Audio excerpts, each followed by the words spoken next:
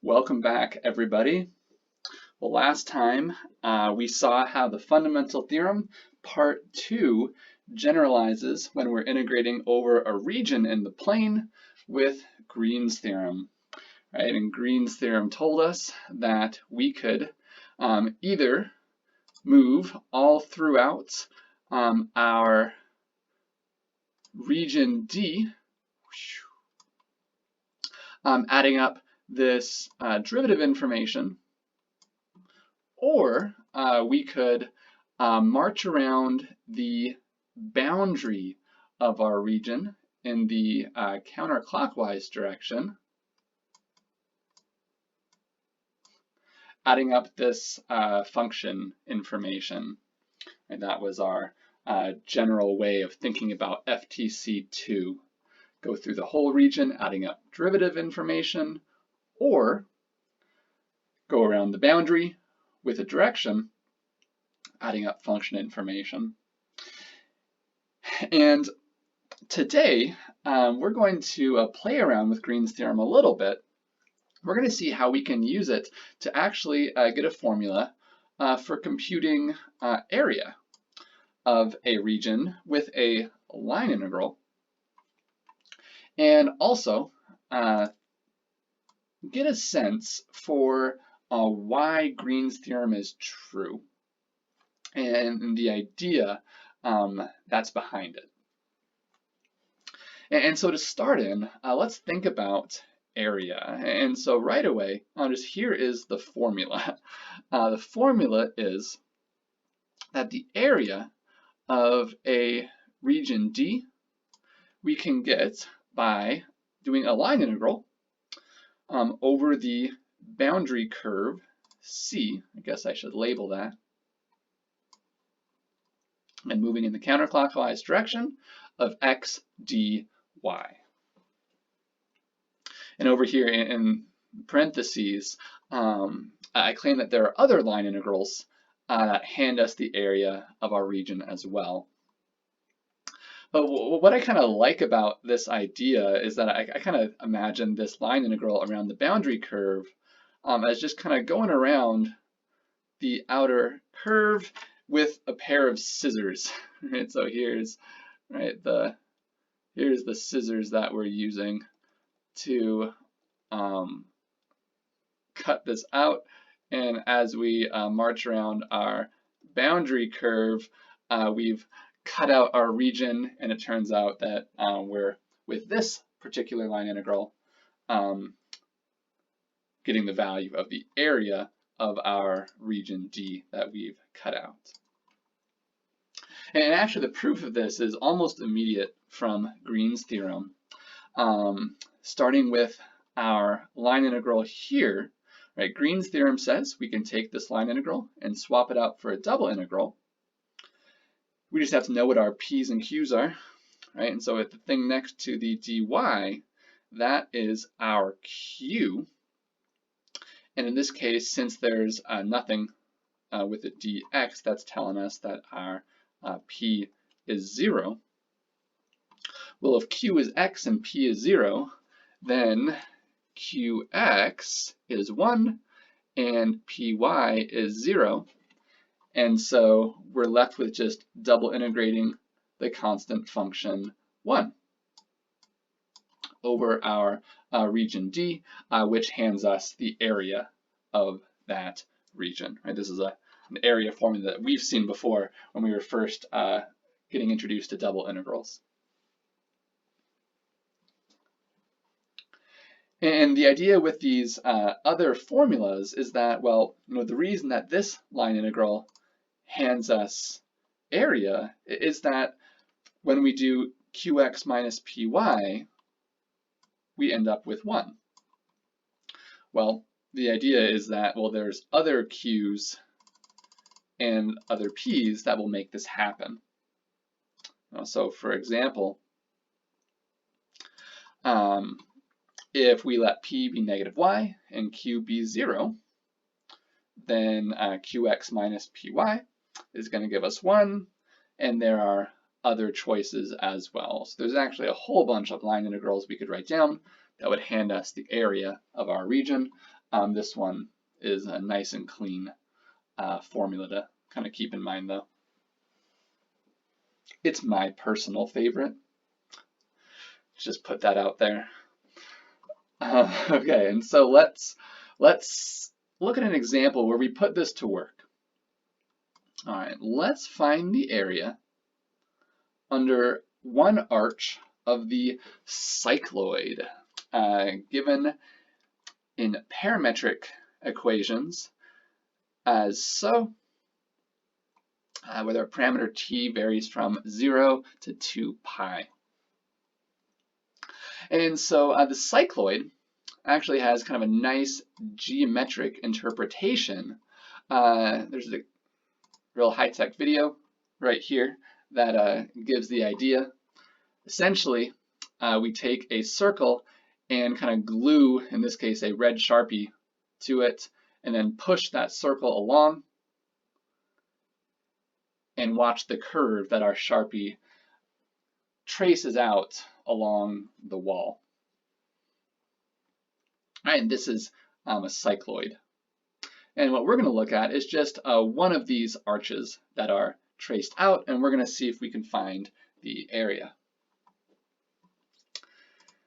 Now, it turns out that this cycloid arch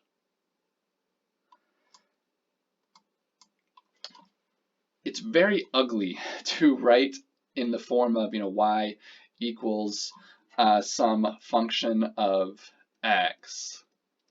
It's just not pretty to look at, but right, the parameterized form is fairly reasonable. And so the idea is that if we like, well, we can just march along the outside of this region, right, counterclockwise, and our line integral will allow us to compute this area that we'd like. All right, and so I'm going to give us a little start here, and I'll let you take the reins. If we want to find the area, right, of our region D here in the middle, right, our formula that we just talked about says, oh, we can get that by doing a line integral, moving around the outside edge, our curve C, right, counterclockwise. Here, our boundary curve has kind of two pieces, right? It has this part up top, where we're moving along the cycloid, and this part on the bottom where we're moving along the x-axis. And so this line integral will need to break up as two different line integrals and compute each of these on their own. So now, thinking about computing line integrals, how do we compute a line integral?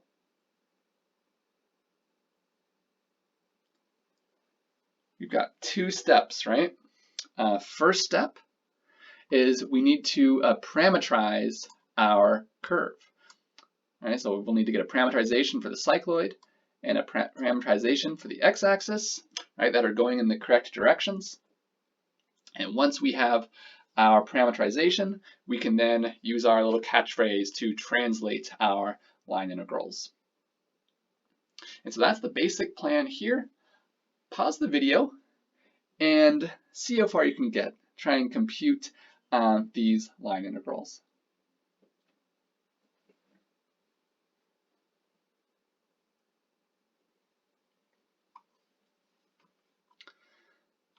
All right, so let's start in and think about getting our parameterizations to start. Right, our cycloid is really just handed to us here, x and y in terms of t, and so our parameterization, r hat, right, which needs to tell us our x and our y, we get just by literally popping those in for our x and y components. All right, now the question is, what t's are we going to use? And to answer that, we need to come back to our picture and ask the question, what t starts us where we want to start and stops us where we want to stop, right? We actually want to move right to left across the cycloid. And if we look over here at our parameterization, we're using 0 to 2 pi to get this curve. Well, we can see what points are coming from these t values. Well, at 0, x is going to be 0 minus 0, so that's 0. And y is going to be 1 minus 1, which is 0. Okay. So it looks like 0 is actually handing us the origin where we want to stop, and 2 pi, if we just crank through that, that's going to land us at 2 pi 0 over here on the right. So this is 2 pi. And so we actually want to start our parameterization at 2 pi and then stop it at 0. So that becomes our bounds for our cycloid parameterization to move us in the correct direction. Next, we want to parameterize this move along the x-axis. And the observation here is that the x-axis is actually the graph of a function, right? Or in other words, has the equation y equals 0. And so we can just use x as our parameter, and our y component will just be 0 to move us along. All right, so here's our parameterization, r hat for the x-axis. Again, this needs to be spitting us out x and y coordinates. Y is always 0 along the x-axis, and we're just using x as our parameter. And what values of x start us at the start and stop us at the end?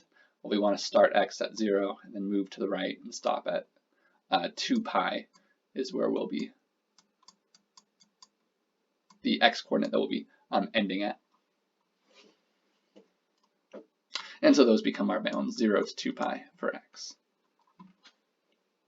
All right, well, with that, we have step 1 under our belt. Parameterizations are good to go. Now, we just need to do the work of translating, right? And we have our little mnemonic, our catchphrase that tells us how this goes. Now, I'm having trouble. What is that catchphrase again? Oh yeah, it's multiplied by 1 over dt, dt. And that's exactly what we're going to do for each one of these little projected line integrals. We're multiply by 1 over dt, dt, and 1 over dt, dt. Right, and remembering in each of these, t is just whatever our parameter is. And so actually, along the x-axis, our parameter t, right, that's x. And just one other note, these dy dt's, these are telling us to take the derivative of the y component of our parameterization. And that's what the instructions we're getting are saying. Okay, so if we do that, and also remember to take our variables that we see, in this case just x, we need to sub in from our parameterization.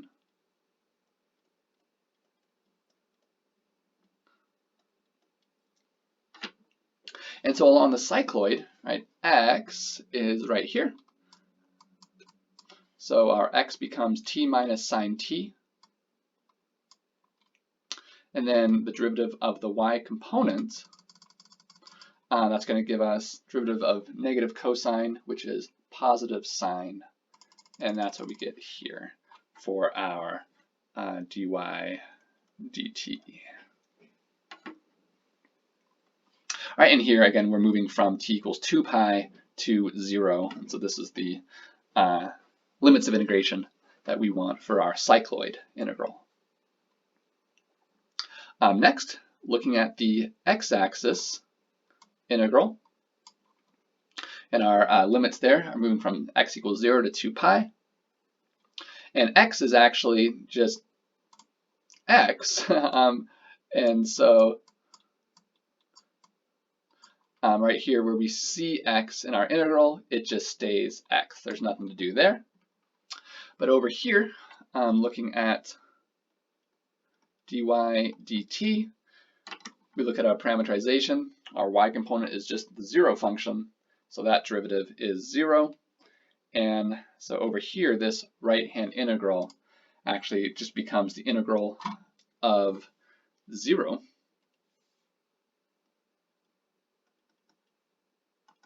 And so this integral just disappears. And this whole thing just equals 0. And so we're left looking at our integral on the left-hand side. All right, and so working with this, if we want to try and anti-differentiate, a good first step is to take our sign and distribute it in.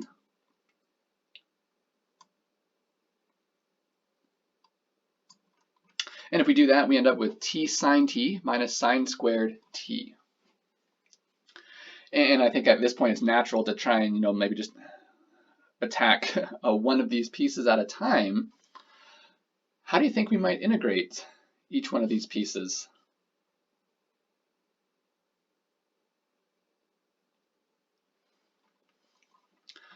Well, on the left, if you said integration by parts, you are spot on. Right? The idea here is that it would help us if we could take this t and replace it with its derivative. Right? And that's what happens if we let our u be t, and right, and then the v prime would be the other piece, sine t. What about the sine squared t? Well, this is a bit of a blast from the past. All the way back from Calc 2, we have our double angle formula, right? For products of sines and cosines. In this case, since the exponent is even, we'll use the fact that sine squared is 1/2 times 1 minus cosine 2t. Right, and we could distribute that 1/2, right? This says 1/2 minus 1/2 cosine of 2t, and we'll be able to now go through. We can do integration by parts on the first piece. We know how to integrate 1/2, and this last piece we could do a u sub if we want, or just kind of by hand construct the antiderivative. I'll let you work through the details at this point, but at the end of the day, we end up with 3 pi as the value for the area under that one arch of the cycloid.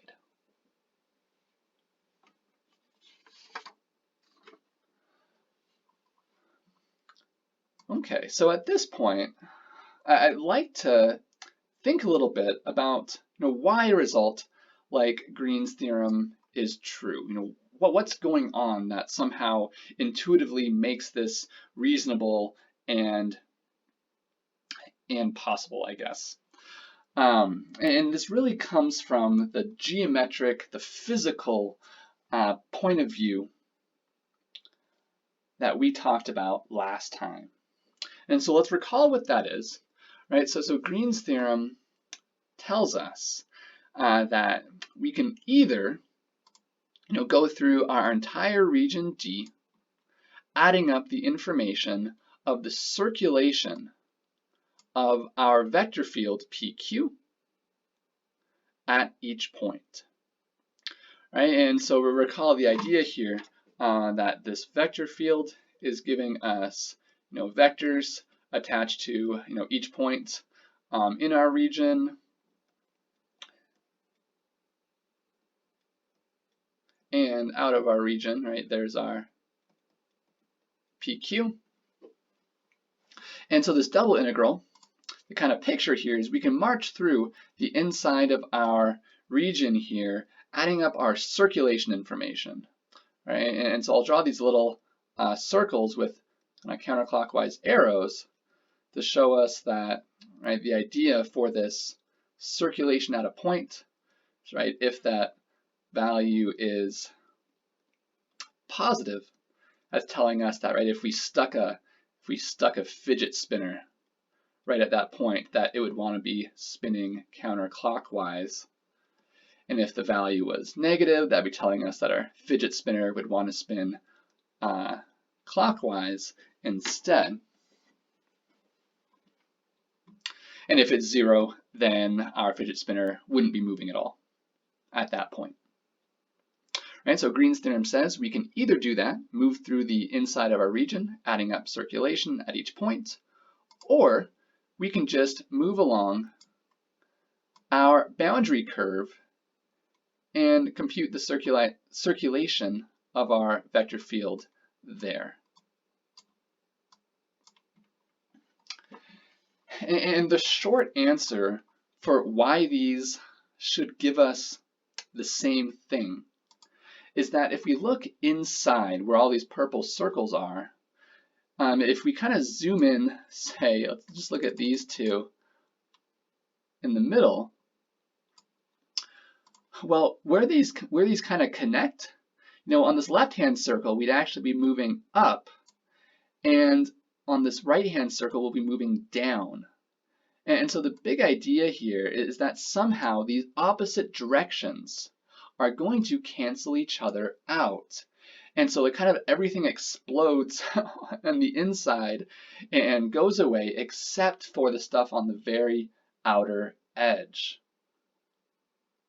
And so in a very short, kind of intuitive way, that's why Green's theorem is true.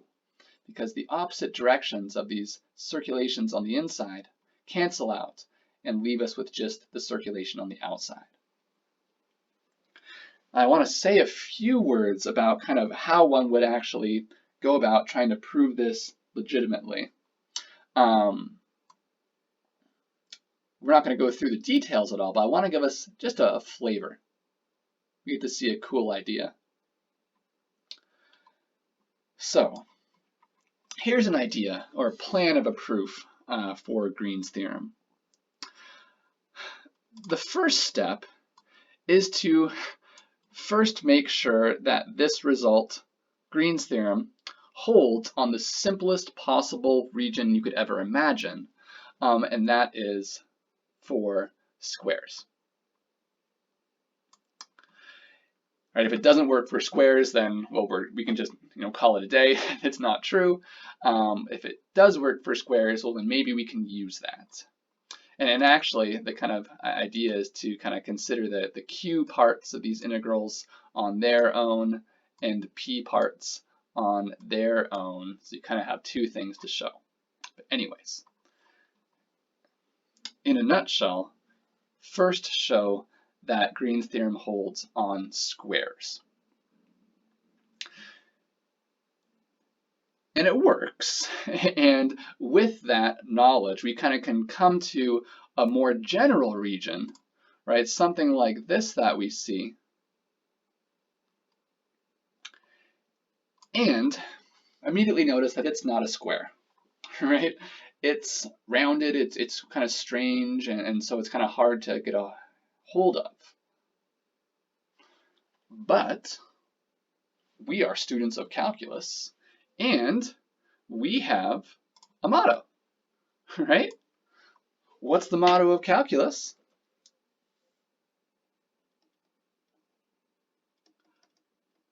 Approximate and take a limit. Absolutely, and that's exactly what we're going to do here. But the question is, well, how do we take this kind of weird general region and approximate it with these things that we know about? Squares. And the answer is with a grid. So the idea here is to kind of pick some grid size and fill in our region as much as we can, kind of with squares of that size. Let's see if I can draw something reasonable here.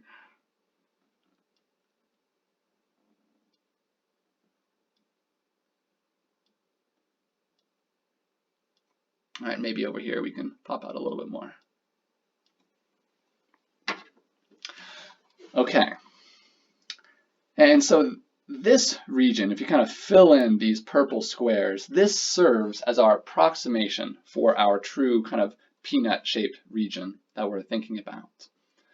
And the idea is, well, since Green's theorem holds on each and every one of these squares, right, the double integral for that square equals the line integral around the edge of that square, well, we can add each one of these things up, and the sum of all these double integrals of our squares is going to equal the sum of all these line integrals. Right? And so that in some ways is our approximation. Next, right, we want to compute the limit. Right? And as always, we want to make this limit so that our approximation gets better and better and better. And so the idea is that these squares get smaller and smaller, and we get more and more of them, and they kind of fill out these rough edges and do a better and better job of approximating our peanut region. And in the limit, as we let kind of that change in x and change in y go to 0, these purple squares are in the limit going to fill out completely and give us our entire region D. And so in the limit, the sum of these double integrals will become just the double integral over the true region D that we're looking at. Now what about on the line integral side? Well, we want to play the same game. We want to look at the sum as our squares get smaller and smaller, and we have more and more of them. But what I claim is that when we do that, all of these sides that our squares have in common cancel each other out in the line integral, and we're left with just the line integral around the outside edge of our squarish grid region. And let me kind of argue why that is. Let's kind of zoom in maybe on one of these squares here. Let's look at this one right here. All right, let's say that is over here. Okay, now to do one of these line integrals, right, we're going to need to move around this square. And recall, what we're adding up are the tangential components of our vector field vectors. Right? That's what a line integral for a vector field computes. And maybe as I say that, I'm remembering, I should perhaps remind us that we saw last time that this line integral on the right-hand side of Green's theorem we could think of as the line integral for this vector field PQ. All right, and so down here in this kind of close-up, we have, here's like I'm just drawing one of these vector field vectors, and let's consider what happens when we are grabbing information there from our top square and our bottom square. Well, as we move around our top square, right, counterclockwise, well, when we move through that point, we're moving to the right. All right, and so this tangential component we get in this case, right over here, there it is, the signed length of that box. In this case, the signed length is positive, right, because our green vector is going the same direction that we're moving through that point. But what about the bottom square? Right, as we move counterclockwise around this bottom square, notice when we cross that point, we're actually moving to the left. And so when we take the tangential component, our green vector is still exactly the same. That hasn't changed. But now the tangential component is behind us, right, as we're moving along this blue box on the bottom. And so now, along this blue square, this tangential component, the exact same box is counted negatively. And so the idea here is that, well, this positive plus that negative cancel each other out and just give 0. And that's going to happen along each and every point that is shared by 2 squares. And so as we add up all these line integrals, the only edges that are left standing are the edges on the very outside. And then once again, as we do the limit, and let there be more and more squares, be smaller and smaller. These are filling out our peanut region more and more. And the limit, this kind of green choppy edge, fills out and gives us the line integral over our true boundary curve C. And so that's the idea of kind of how this intuition from above about how those little circles kind of canceling each other out can be worked through precisely. I think it's a pretty cool idea. Hopefully you enjoyed it and got something out of it as well. That's it for today. Good work, everybody. If you have any questions, post those to Piazza, and I'll see you next time.